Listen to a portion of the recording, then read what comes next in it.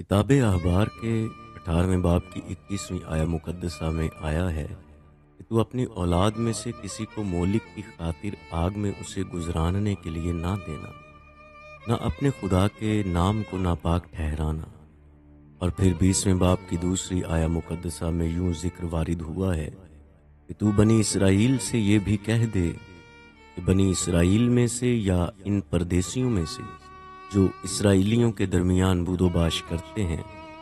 جو شخص اپنی اولاد میں سے کسی کو مولک کی نظر کرے وہ ضرور جان سے مارا جائے، اہل ملک اسے سنگسار کرے۔ ان حوالہ جات میں واضح حکم ہے کہ کسی انسان کو مولک کی نظر نہ کیا جائے، اور اگر کوئی ایسے فعل کا مرتکب پایا جاتا ہے تو اسے سنگسار کرنے کا حکم دیا گیا ہے۔ یعنی یہاں پر کسی بھی انسانی قربانی کو ممنوع قرار دیا گیا ہے، لیکن دوسری طرف کتاب پیدائش کے 22ویں باب میں خدا نے ابراہیم کو حکم دیا کہ اپنے بیٹے کو سوختنی قربانی کے طور پر چڑھائے۔ یہ خدا کے اس حکم جس میں انسان کی قربانی نہ دینے کا ذکر موجود ہے کے خلاف نظر آتا ہے۔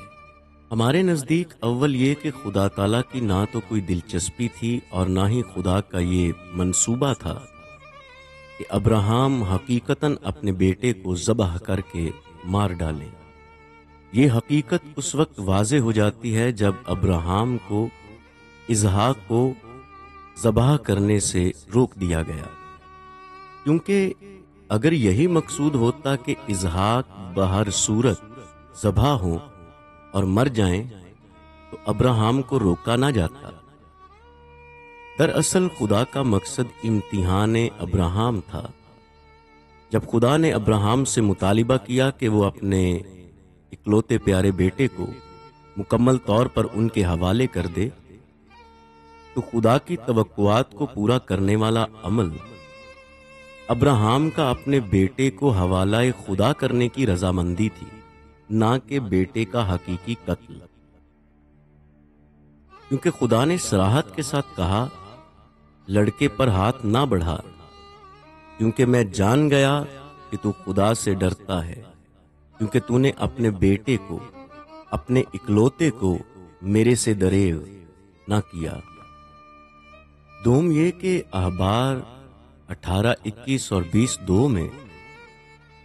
دونوں ممانتیں خاص طور پر اپنی اولاد کو بت مولک کے لیے نظر کرنے کے خلاف تھیں۔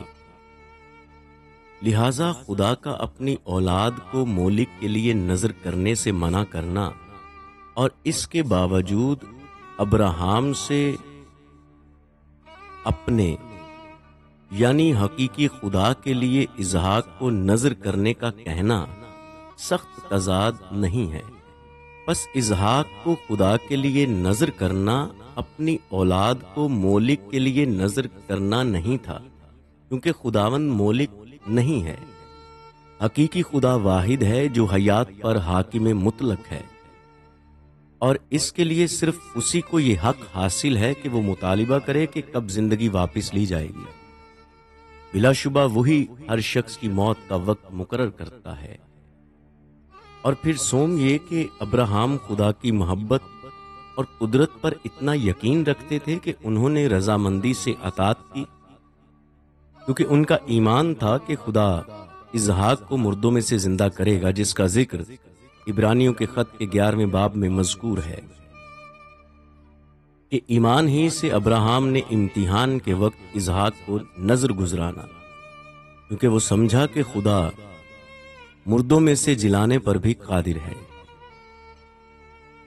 یہ بات اس واقعے سے ظاہر ہوتی ہے کہ اگرچہ ابراہیم اسحاق کو ذبح کرنے کا ارادہ رکھتے تھے، لیکن انہوں نے اپنے خادموں سے کہا، میں اور لڑکا وہاں جائیں گے، ہم عبادت کریں گے اور تمہارے پاس واپس آئیں گے۔ یاد رہے کہ خدا کا اپنے بیٹے کی قربانی کا حکم دینا اخلاقی طور پر غلط نہیں ہے، کیونکہ اس نے خود اپنے بیٹے کو مقام کلوری پر ہمارے لیے قربان کیا، اور بلا شبہ ہماری حکومتیں بھی بعض اوقات ہمیں ہمارے ملک کے لیے بیٹوں کی قربانی دینے کا مطالبہ کرتی ہیں،